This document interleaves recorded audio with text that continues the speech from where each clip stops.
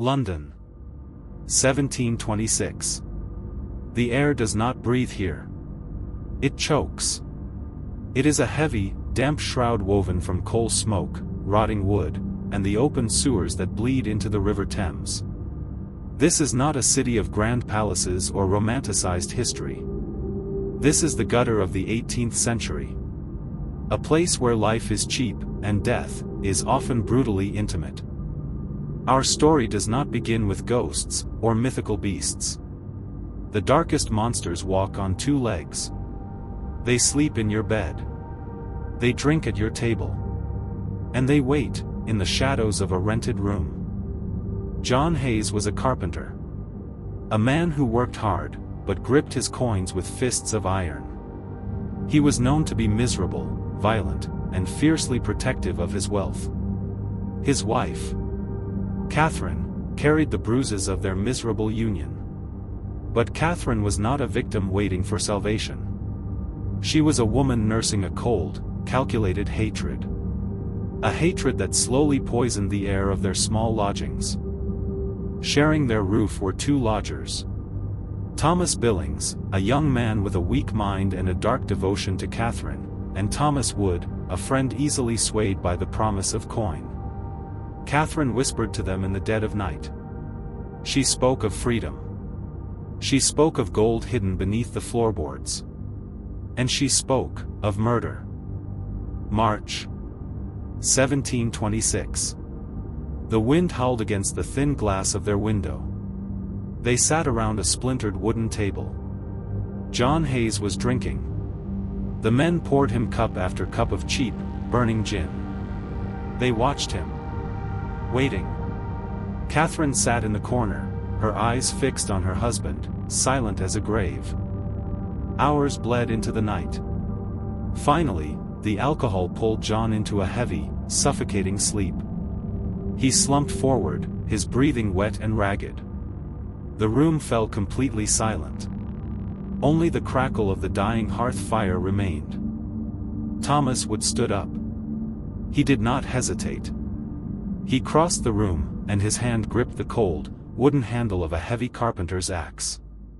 He raised it high above the sleeping man. The sound was deafening.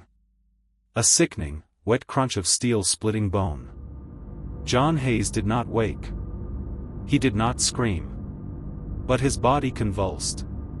To make absolute certain, Billings stepped forward, taking the axe, and delivered a second, crushing blow to the skull. The room was painted in a sudden, violent spray of crimson. The deed was done. But the nightmare had only just begun. They stood over the ruined corpse. The heavy silence of the murder was broken by the sudden realization of their problem. How do you move a dead weight through the narrow, crowded streets of London? The night watchmen were patrolling. A body, dripping blood, would mean the gallows for all of them. It was Catherine who spoke. Her voice completely devoid of emotion. Cold. Pragmatic. We must take his head. They dragged the heavy corpse across the floorboards. They had no saw. Only a simple, sharp pocket knife. It was a slow, agonizing, butcher's work. The sound of the blade scraping against the vertebrae, tearing through muscle and sinew. Wood and Billings worked with trembling hands, covered up to their elbows in thick, warm blood. When the spine finally snapped, Catherine brought a pail. The severed head was dropped inside, a hollow, wet thud echoing in the small room. Catherine looked at the face of her dead husband. She suggested they boil the head in a pot on the stove, to melt the flesh and make the face unrecognizable. But panic was setting in. The men refused. The smell of boiling human flesh would wake the neighbors. Instead, they wrapped the gruesome trophy in a heavy cloth. Billings and Wood stepped out into the freezing night. They moved like shadows through the muddy alleys, until they reached the dark, rushing waters of the Thames. They stood on the edge of the dock. The river was pitch black. They threw the bundle into the water, listening for the splash. Hoping the strong tide would carry their sin out to the open sea. They returned home, exhausted, to carve up the rest of the body, dropping the limbs into a nearby pond. They washed the floorboards. They burned the bloody clothes. They thought they had outsmarted the hangman. But the river has a memory. And it rarely keeps secrets. The next morning, the dawn broke gray and bitter cold.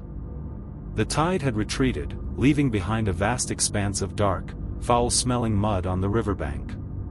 A night watchman, walking his final patrol, noticed something pale resting in the sludge.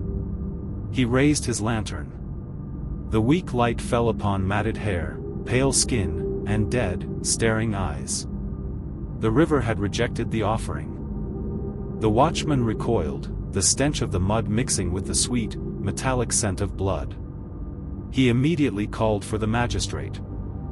In most cities, an unidentified, severed head would be quietly buried in an unmarked grave. A forgotten victim of a ruthless city. But London in the 18th century was a different beast. And the magistrate was a man who understood the dark psychology of his people. He ordered the head to be taken to the churchyard of St. Margaret's in Westminster. He brought in a local barber. The barber meticulously washed the mud and blood from the dead man's face. He combed the hair. He parted the lips, making the dead man look almost peaceful. Then, the magistrate gave a chilling order. He ordered the head to be mounted on a tall, wooden pike, planted firmly in the ground, right in the center of the churchyard. It was a trap. A brilliant, terrifying trap.